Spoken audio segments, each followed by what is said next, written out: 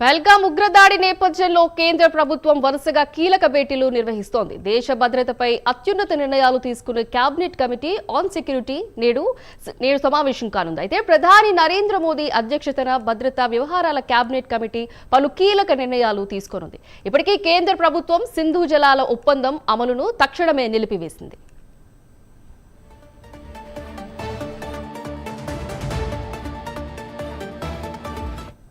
దీని గురించి మరింత సమాచారం మా ప్రతినిధి నేషనల్ బ్యూరో చీఫ్ కళ అందిస్తారు. కళ, చెప్పండి.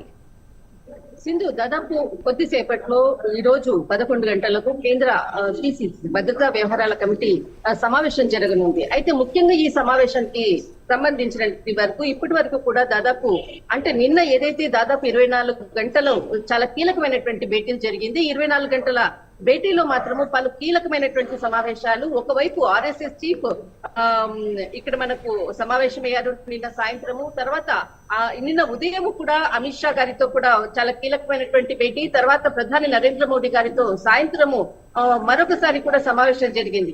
అయితే ఆర్ఎస్ఎస్ చీఫ్ కు సంబంధించినటువంటి ఇక్కడ మనకు సాయంత్రము దాదాపు గంటన్నర పాటు కూడా ఈ సమావేశం జరిగింది ప్రధాని నరేంద్ర మోడీ గారి నివాసంలో.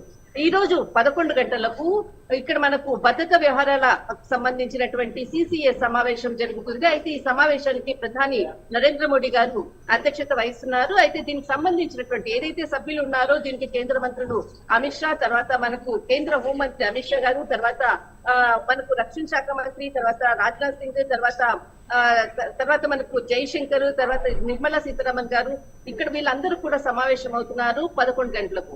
ఇక్కడ మనకు భద్రతా సలహాదారు అజిత్ దోవెల్ కూడా ఇక్కడ సమావేశం అవుతున్నారు. అయితే ఈ సమావేశంలో పలు కీలకమైనటువంటి అంశాలను చర్చించబోతున్నారు. ఈ రోజు ఏదైతే నిన్న జరిగినటువంటి సమావేశాలకు తర్వాత అప్డేట్ అని చెప్పుకోవచ్చు. నిన్న జరిగినటువంటి ఏదైతే సాయంత్రం జరిగినటువంటి కీలకమైనటువంటి సమావేశంలో వివిధ దళాధిపతులకు సంబంధించినటువంటి సమావేశంలో ప్రధాని నరేంద్ర మోడీ గారు ఏదైతే భారత సైన్యం మీద నాకు పూర్తి నమ్మకం ఉంది, ఏదైనా అంటే పాక్ జరిగినటువంటి ఉగ్రదాడికి ఏదైతే ఉందో దానికి ధీటుగా జవాబు ఇస్తారన్నటువంటి నమ్మకం ఉంది, ప్లేస్ టైము మొత్తం అంతా కూడా మీకు పూర్తి స్వేచ్ఛనిస్తున్నానంటూ కూడా ఇక్కడ చెప్పడం జరిగింది.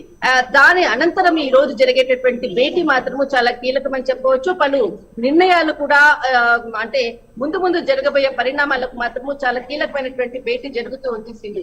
అయితే సాయంత్రం ఈ రోజు కూడా మరికొన్ని సమావేశాలు కూడా జరుగుతున్నాయి. అయితే దీనితో పాటు మనకు ఆర్థిక వ్యవహారాలకు సంబంధించినటువంటి సమావేశం జరుగుతుంది. నిర్మలా సీతారామన్ సంబంధించినటువంటి సమావేశము, తర్వాత మరొకటి ఇక్కడ కేబినెట్ సమావేశానికి సంబంధించినటువంటి రాజకీయ వ్యవహారాలకు సంబంధించినటువంటి కమిటీ సమావేశం కూడా జరుగుతుంది.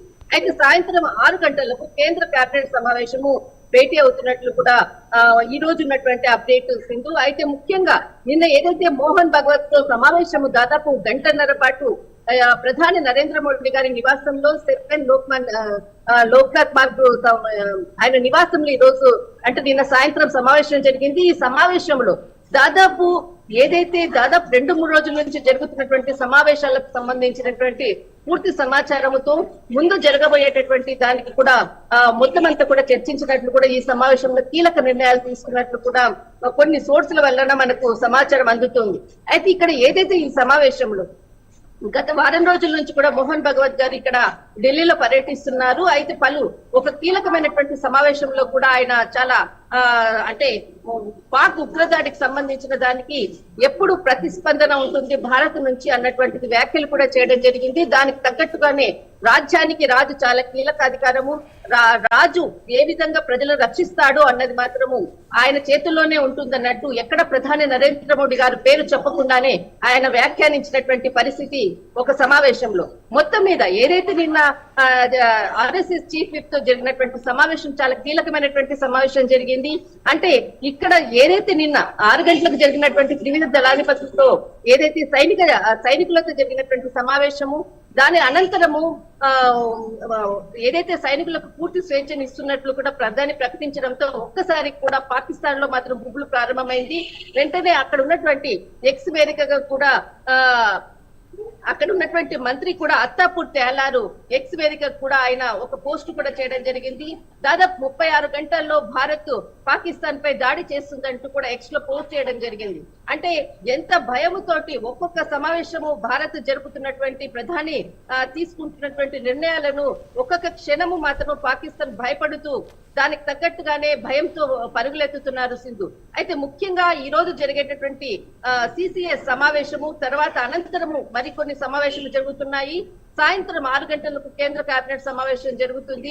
పలు కీలక నిర్ణయాలు తీసుకోబోతున్నారు సింధు. రైట్, థ్యాంక్ యూ కళ.